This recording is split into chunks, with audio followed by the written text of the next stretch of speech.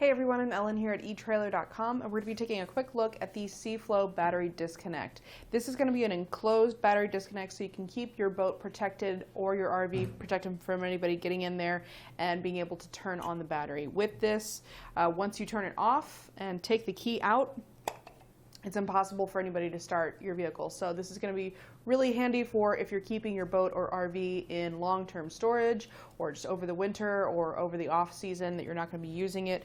Make sure that nobody can really get in there and operate anything. So makes it pretty nice as a security feature and just keeps everything protected.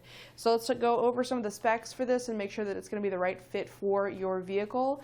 This does have a pretty high amperage rating. The continuous rating for the amps is 275, which should be more than enough for any of your boats, unless you've got a really big yacht or something like that. This should be pretty powerful enough for just about anything that you might have.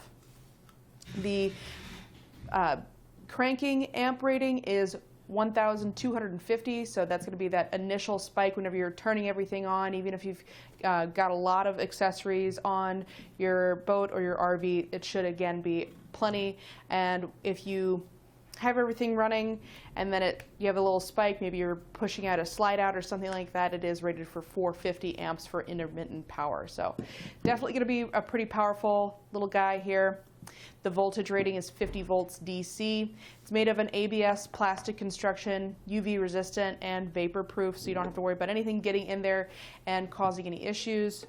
The nice thing about this is that it's going to be pretty well hidden and pretty nice and flat whenever you mount this. It is a recessed mount, so I'll give you some measurements to make sure that this is going to fit into a spot on your vehicle. So the outer edge of the housing here to outer edge is about 3 3/4 inches, maybe more like 3 7/8. If we really go to that edge, it kind of tapers a little bit. And it looks like it's going to be right about 4 inches for the other side. There's a little notch here to make it easier to open that lid.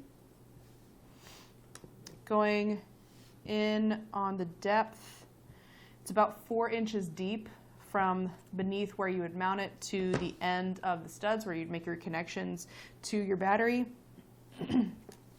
The diameter here, or the cutout that you'll need to make, is right about 3 inches in diameter. And as far as the height that's going to be above the surface, looks to be about 3/8 of an inch.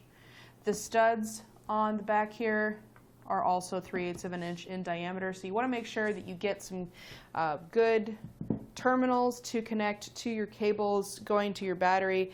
3/8 of an inch diameter on those terminals will be great.